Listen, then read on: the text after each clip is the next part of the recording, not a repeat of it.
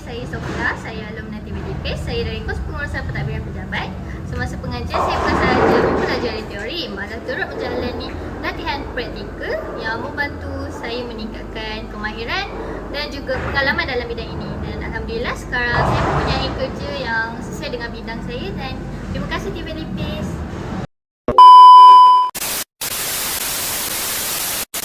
Assalamualaikum, saya Kristina, merupakan alumni TVET Lipis dalam kursus pengurusan pentadbiran pejabat.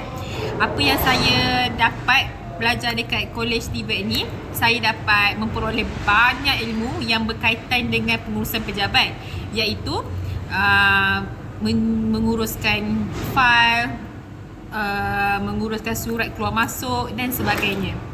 Pesanan saya untuk pelajar-pelajar di luar sana, jangan takut untuk mencuba. Dan di kolej kami ni juga dapat belajar untuk meningkatkan kemahiran, meningkatkan keyakinan diri. Okay?